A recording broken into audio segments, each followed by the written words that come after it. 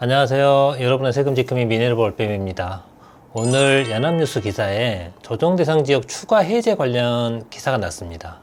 기존에도 조정대상 지역은 많이 해제됐었죠. 그런데 지금 마지막으로 남아있는 핵심지들 있잖아요. 서울을 비롯한 핵심지들에 대한 조정대상 지역의 지정이 대폭 해제된다는 기사가 떴거든요. 어떤 내용인지 간단하게 살펴보고, 이제 조정대상 지역에서 해제가 되면은 세금 내용이 어떻게 달라지는지 그것도 간단하게 좀 살펴보겠습니다.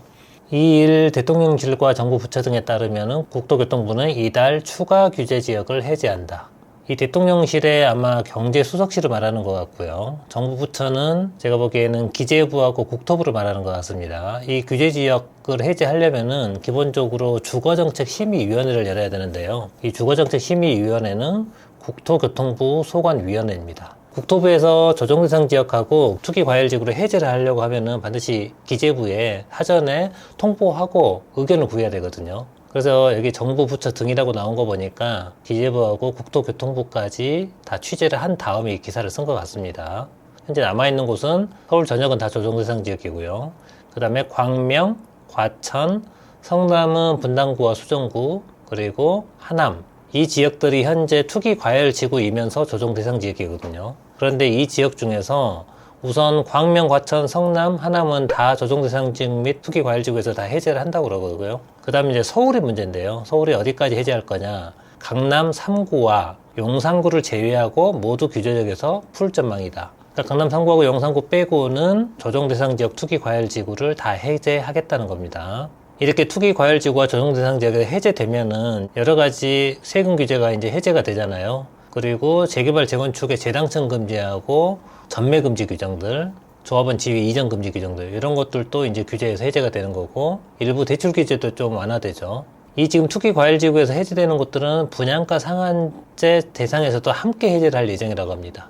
이 분양가 상한제 지역으로 이제 지정이 되면은 우선 분양가도 규제를 받지만은 이 지역에서 아파트를 분양받으면은 거주 요건이 있거든요. 의무적으로 이제 거주를 해야 되는데 그 거주 의무 등도 좀 사라진다고 합니다. 이런 내용이 이제 이렇게 기사가 나가지고 사람들 굉장히 반기고 있었는데 국토부에서 오후에 바로 설명자를 내가지고 규제지역 해제는 확정된 바 없습니다. 이렇게 나왔네요.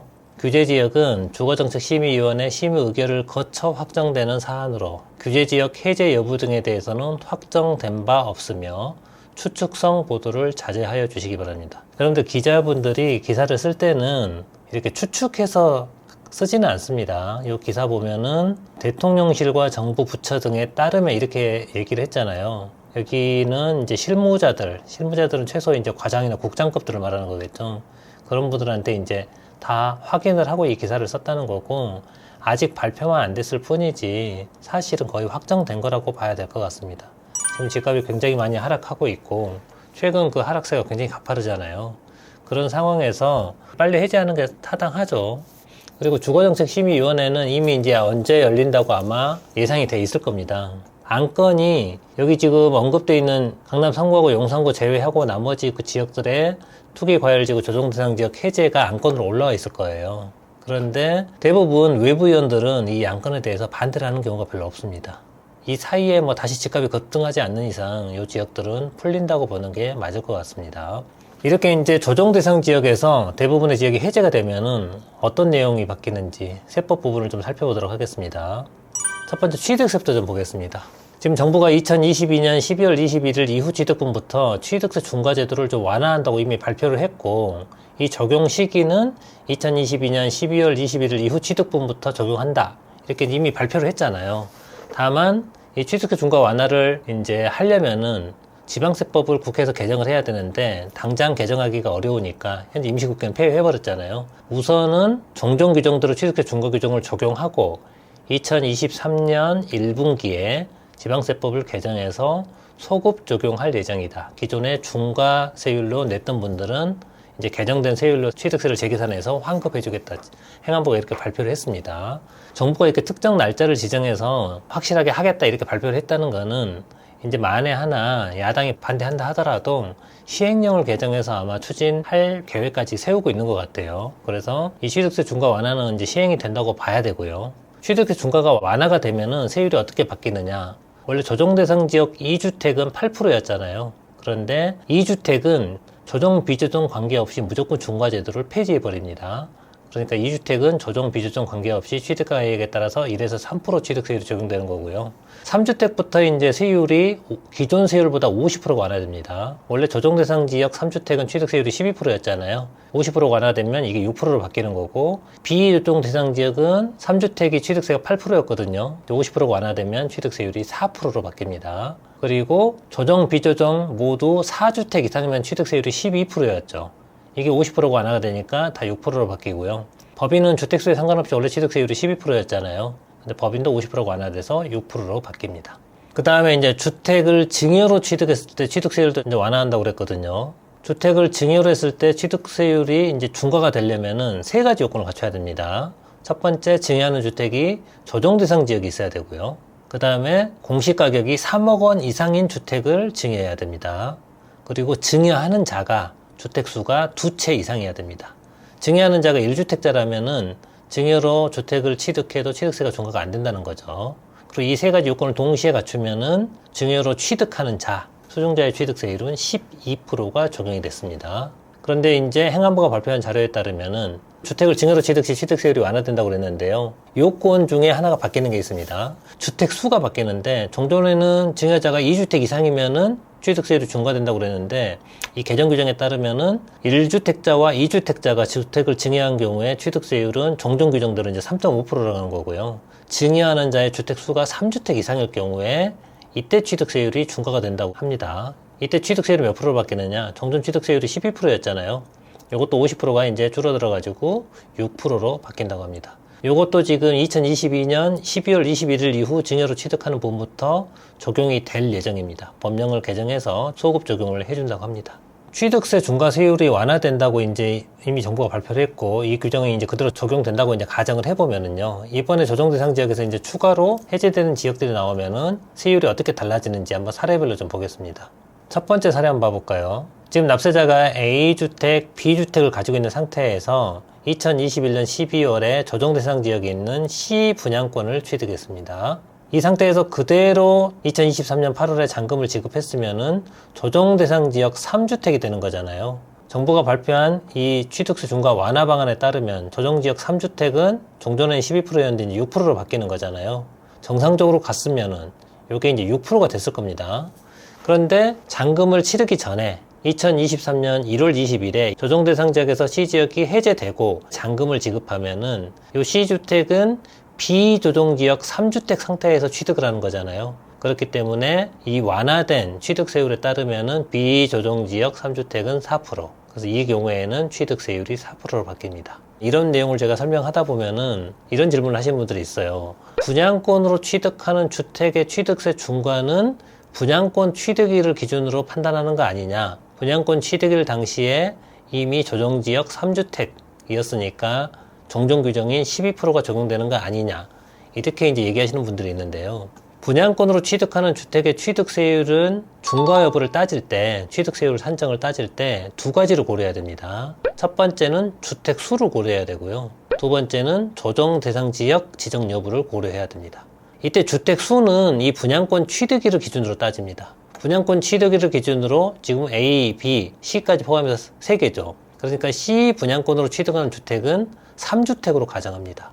이 C주택의 잔금을 치르기 전에 A주택이나 B주택을 미리 팔아버렸다 하더라도 이 분양권 취득일 당시에는 3주택이었기 때문에 그 사이에 다른 걸 팔아도 C주택의 취득 당시 주택 수는 무조건 3주택으로 본다는 겁니다. 근데 주택 수만 분양권 취득일을 기준으로 따지는 거지 조정 대상 지역, 비조정 대상 지역 여부는 취득일을 기준으로 판단하는 거거든요. 이때 취득일은 잔금일을 말하는 거죠. 이 C 분양권으로 취득하는 주택의 잔금일은 23년 8월이고 요 23년 8월 기준일 현재 지금 C지역이 조정 대상 지역에서 이미 해제돼 버렸잖아요. 그런 경우에는 이 C주택은 비조정지역 3주택이 되는 겁니다. 그 다음에 지금 잔금이 임박한 분들 있잖아요. 아니면 이미 입주 지정 기한은 지났는데 잔금을 늦추고 있는 분들, 이 사례 한번 봐보겠습니다. 지금 납세자가 A, B 두 채를 가지고 있었습니다. 그리고 2020년 12월에 광명에 있는 분양권을 하나 샀다고 가정해 볼게요. 이 당시 광명은 조정 대상 지역이었습니다. 그리고 이 C 분양권으로 취득하는 주택의 입주 지정 기간이 2022년 12월 말일까지였습니다. 원래 이때까지 이제 잔금을 냈어야 되는데 광명이 조정대상 지역에서 해제될 수도 있으니까 잔금을 계속 미루고 있어요. 지금 전체 거래대금 중에 10%만 남겨놓고 잔금을 미루고 있었거든요. 그 상태에서 2023년 1월 20일에 만약에 광명이 조정대상 지역에서 해제됐다고 한번 가정해 보겠습니다. 그 후에 2023년 2월 10일에 잔금을 치렀습니다. 그러면은 광명이 조정대상 지역에서 해제된 상태에서 잔금을 치렀기 때문에 이 시주택은 비조정지역 3주택이 되는 거죠. 비조정지역 3주택은 제가 앞에서 설명드렸겠지만은 8%가 아니고 4%가 적용됩니다. 그래서 이 경우는 취득세율이 4%가 적용됩니다. 근데 이 잔금을 그러면 몇 프로까지 늦추면은 취득을 안 한 걸로 보는 거냐? 통상적으로 전체 거래대금의 이제 10% 정도면은 취득을 안 한 걸로 보는데요. 딱 10%라고 법령에 못이 박혀 있는 건 아닙니다. 판례나 유권 해석에서는 사회 통념상 거래대금의 전부를 지급한 것으로 보기 어려운 경우, 그런 경우에는 잔금을 지급하지 않은 걸로 보거든요. 그래서 거래대금의 10% 미지급해도 잔금을 지급하지 않은 걸로 볼 것 같습니다.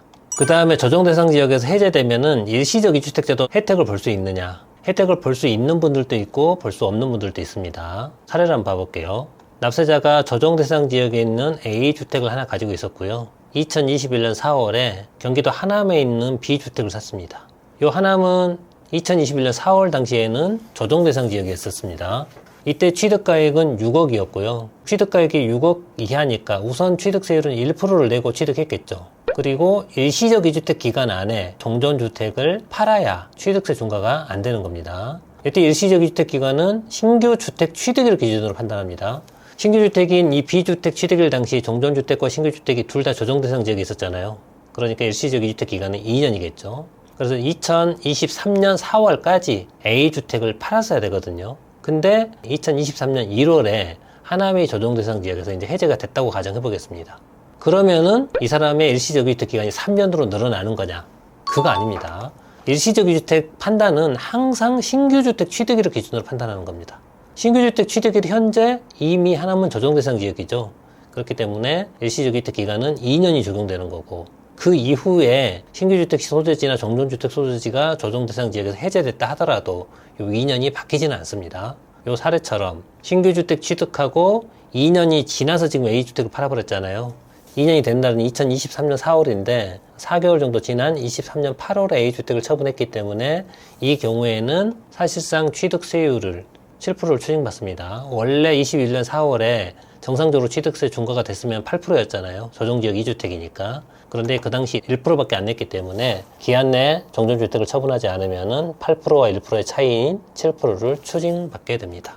근데 만약에 이 B주택이 주택이 아니고요. 분양권이었다, B가. 분양권인 상태에서 잔금을 치르기 전에 이 B주택 소재지가 조정지역에서 해제돼 버렸다. 그러면은 잔금 치를 당시에는 비조정지역 2주택이 돼버리잖아요. 비조정지역 2주택은 취득세 중과가 없죠. 그렇기 때문에 이 경우에는 혜택을 보는 겁니다. 그러니까 신규주택 취득할 당시 주택을 이미 취득한 사람들은 조정대상 지역에서 해제됐다 하더라도 종전주택을 2년 안에 처분해야 되는 거고요. 신규 주택이 아니고 분양권을 취득한 분들은 잔금을 지급하는 날이 취득일인데 그날 전에 조정대상 지역에서 해제돼 버렸다. 그러면은 일시적 이주택 기간하고 상관없이 비조정지역 2주택이 됐기 때문에 취득세가 중과가 안 되는 겁니다.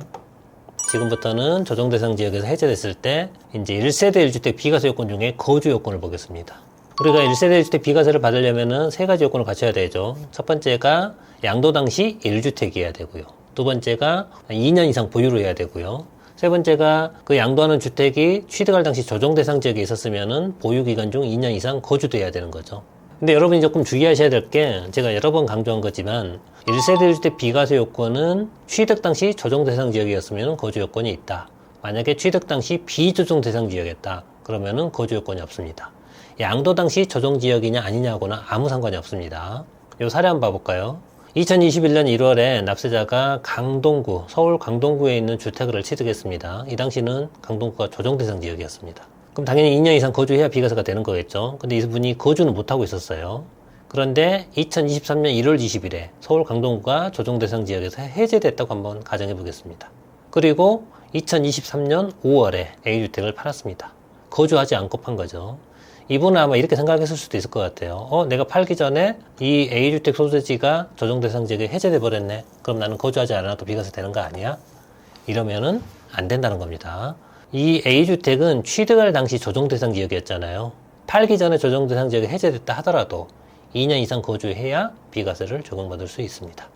그 다음에 이제 분양권으로 취득하는 주택 사례를 한번 좀 볼게요. 납세자가 21년 1월에 A 분양권을 취득했습니다. 아직 주택 상태는 아니에요. 분양권 상태입니다. 이 A 분양권이 어디 있었냐면은 서울 강동구에 있었고, 이 당시 강동구는 조정 대상 지역이었습니다. 그리고 만일 2023년 1월 20일에 서울 강동구가 조정 대상 지역에서 해제됐다. 그리고 나서 2023년 2월 20일에 A 주택에 잔금을 지급하고 이제 A 주택을 취득했다고 가정해 보겠습니다. 분양권으로 취득한 주택의 취득일은 잔금일입니다. 잔금일이 2월 20일이고 요 2월 20일 이전에 강동구가 조정대상 지역에서 해제돼 버렸잖아요. 그래서 이 경우 A주택은 거주 요건이 없기 때문에 2년 이상 보유만 하고 팔아도 1세대 1주택 비과세를 받을 수 있습니다. 만약에 요 A가 분양권이 아니고 조합원 입주권이면은 취득일이 언제일까요? 주택의 취득일. 조합원 입주권으로 취득하는 주택의 취득일은 잔금일이 아니고요. 준공일입니다. 정확한 명칭은 사용 승인일이라고 그러는데요. 사용 승인일 현재 여기가 조정대상 지역에 해제됐다. 그러면은 거주 요건이 없는 겁니다. 다시 한번 정리해보면은 분양권으로 취득하는 주택의 취득일은 잔금일, 조합원 입주권으로 취득하는 주택의 취득일은 준공일. 그래서 잔금일 또는 준공일 현재 조정대상 지역에서 해제가 돼 있다. 그러면 거주 요건이 있는 거고요. 잔금일 또는 준공일 현재 조정대상 지역에 해제되지 않았다. 그러면은 거주 요건이 있는 겁니다. 그 다음 일시적 1세대 2주택은 어떻게 달라지는지 한번 보겠습니다. 원래 일시적 1세대 2주택 비과세를 적용받으려면 세 가지 요건을 갖춰야 되죠. 첫 번째, 정전주택을 취득하고 1년 이상 지난 후 신규주택을 취득해야 되고요. 두 번째, 정전주택 양도일 현재 정전주택은 2년 이상 보유를 해야 됩니다. 그리고 그 양도하는 주택이 조정대상 지역 지정 이후 취득한 주택이라고 그러면은 2년 이상 거주도 해야 되고요. 세 번째, 신규주택 취득하고 3년 안에 종전주택을 팔아야 되죠. 다만 신규주택 취득일 당시 종전주택과 신규주택이 둘 다 조정대상 지역에 위치하고 있었다. 그러면은 신규주택 취득일로부터 2년 안에 종전주택을 팔아야 종전주택은 비과세가 됩니다. 요 3년이냐 2년이냐 요거를 일시적 2주택 기간이라고 그러는 거죠. 그리고 요 일시적 2주택 기간의 판단은 신규주택 취득일을 기준으로 판단하는 겁니다. 요 사례 한번 봐볼게요. 지금 A가 정전주택, B가 신규주택이죠. 신규주택 취득할 당시에 A주택과 신규주택이 둘 다 조정대상 지역이 있죠. 둘 다 조정대상 지역이 있으면은 일시적 2주택 기간이 2년이 적용된다는 겁니다. 다만 이 사례는 신규주택을 18년 3월에 취득했기 때문에 일시적 2주택 기간이 다 3년이거든요. 그래서 이 경우는 이제 3년이 적용되는 겁니다. 근데 만약에 조정대상 지역에서 이제 해제된 곳이 발생했다. 그러면 일시적 2주택 기간이 어떻게 달라지는지 한번 보겠습니다. 지금 납세자가 A주택 하나 가지고 있었고요. A주택은 조정대상 지역에 있었네요. 그 다음에 B주택을 2020년 12월에 샀는데 이 B주택이 서울 강동구에 있는 주택입니다. 이 당시 강동구는 조정대상 지역이 있었죠. 그리고 나서 강동구가 2023년 1월 20일에 조정대상 지역에서 해제됐다고 한번 가정해 볼게요. 이 경우에 일시적 2주택 기간이 몇 년이냐? 제가 아까 설명드렸듯이 일시적 2주택 기간은 항상 신규주택 취득일을 기준으로 판단한다고 그랬죠. 신규주택 취득일이 2020년 12월이고 요 당시 종전주택인 A주택과 신규주택인 B주택 둘 다 조정대상 지역이 있었죠. 그렇기 때문에 일시적 2주택 기간은 2년입니다. 이후에 이제 B주택이 조정대상 지역에서 해제됐다 하더라도 이게 3년으로 바뀌는 게 아니란 얘기입니다. 이걸 주의하셔야 됩니다. 요 사례는 지금 B주택 취득할 당시 둘 다 조정지역이어서 일시적 주택 기간이 2년이었는데 그 이후에 B주택 소재지가 조정대상 지역에서 해제됐다고 해서 이 납세자가 3년으로 착각하고 A주택을 B주택 취득일로부터 2년이 지난 후에 팔아버렸거든요. 그런 경우에 A주택은 일시적 2주택 비과세를 적용받을 수 없습니다. 취득세하고 양도세 둘 다 마찬가지인데 일시적 2주택 기간은 항상 신규주택 취득일을 기준으로 판단한다. 이걸 꼭 기억하셔야 될 것 같아요. 만약에 이 B주택이 분양권으로 취득하는 주택이다. 이렇게 가정해 볼게요. A주택 하나 가지고 있는 상태에서 2020년 12월에 B분양권을 취득했습니다. 아직 주택이 아니에요. 분양권이에요. 그리고 그 B분양권 소재지가 조정대상 지역에 해제돼 버렸습니다. 그리고 나서 B분양권으로 취득하는 주택에 잔금을 지급했다고 가정해 볼게요. 이런 경우는 조정대상 지역 해제된 이후에 B주택을 취득한 거죠. 그래서 이 경우에는 일시적 유택 기간이 3년으로 늘어납니다. 그 다음에 조정대상 지역에서 해제됐을 때 이제 종부세가 어떻게 바뀌는지 한번 봐볼게요. 지금 종부세법이 개정되기 전에는 이 조정대상 지역 해제가 종부세에 영향을 미쳤는데요. 이제 개정된 내용에 따르면 더 이상 종부세가 영향을 안 미치게 됐습니다. 올해 이제 12월에 종부세 세율이 개정이 됐거든요. 그 개정되기 전에는 기본 세율이 적용되는 경우에는 0.6에서 3% 누진세율로 종부세가 과세가 됐고요. 조정대상 지역 2주택 또는 총 보유주택이 3채 이상이면은 종부세가 1.2에서 6%로 중과됐습니다. 그리고 법인은 기본 세율 적용 대상 자산은 3%, 그 다음에 조정 대상 지역 2주택 이상이거나 총 보유주택이 3채 이상이면은 종부세가 6%로 과세가 됐습니다. 그러니까 이 조정 지역 2주택이냐 아니냐가 굉장히 중요했거든요.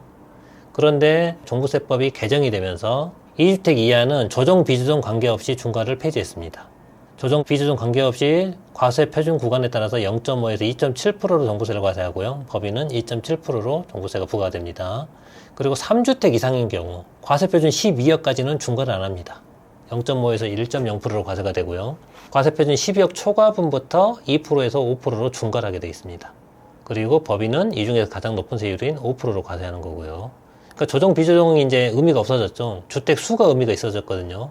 그래서 2주택까지는 조정 비조정 상관없이 중과를 안 하는 거고 3주택 이상부터 과표 12억 이하까지는 기본세율, 12억 초과분은 중과세율로 이렇게 바뀌었습니다. 그 다음 주택분 세부담 상한도 예전에는 2주택 이하는 세부담 상한이 150%, 그 다음에 조정대상 지역 2주택 또는 총 보유주택이 3채 이상, 이게 아까 중과 규정하고 똑같은 거죠. 이 경우에는 세부담 상한이 300%였는데 요거는 이제 주택수에 관계없이 세부담 상한은 무조건 150%로 개정을 해버렸습니다. 또 하나 달라지는 게 자금조달계획서 제출 의무가 이제 완화가 되는 건데요. 현재는 규제지역, 즉 투기과열지구나 조정대상지역으로 지정돼 있으면은 거래가액에 상관없이 자금조달계획서를 의무적으로 제출해야 되는데요. 비규제지역은 거래가액이 6억 원 이상인 주택만 자금조달계획서를 제출하게 되어 있습니다. 이번에 이제 용산구하고 강남 3구 외의 지역이 조정대상지역이나 투기과열지역에서 모두 해제가 되면은 또 해제된 지역들은 거래가액 6억 넘는 것들만 자금조달계획서를 내는 거고 거래가액 6억 미만인 주택들은 자금조달계획서 제출 의무가 이제 없어지는 겁니다. 그리고 이제 여기서 제가 추가적으로 설명은 안 했는데 투기과열지구에서 해제가 되면은요 달라지는 재건축 규제가 있는데요. 본인 포함 세대원이 정비구역 안에서 조합원 분양이나 일반 분양을 하나 받았잖아요. 그리고 5년 안에 동일 세대원이 투기과열지구의 정비구역에서 조합원 분양이나 일반 분양을 받으면은 두 번째 걸 재당첨 된다고 그러죠. 이 재당첨 금지 규정이 있어가지고 두 번째 이제 그 가지고 있는 물건은 현금 청산되거든요. 그런데 투기과열지구에서 상당 지역이 이제 해제가 되는 거잖아요. 강남 3구와 용산구 빼고. 그렇게 되면은 이 재당첨 금지 규정에 이제 걸리지 않게 됩니다. 그러니까 재개발, 재건축 투자하는 분들은 굉장히 유리해지는 거고요. 그 다음에 투기과열지구에서 재개발은 관리차원 계획 인가 후부터, 재건축은 조합 결성 이후부터 조합원 지위를 사고팔 수가 없잖아요. 조합원 지위 이전 금지 규정이 있는데 투기과열지구에서 해제되면은 이 규정도 이제 결국은 사문화되는 거죠. 즉 조합원 지위를 마음대로 이제 사고팔 수 있다는 겁니다. 이상으로 규제 지역에서 추가로 해제됐을 경우에 어떻게 세금 규정이 달라지는지를 살펴봤습니다. 도움이 되었다면 구독, 좋아요, 알림 설정 부탁드리겠습니다. 감사합니다.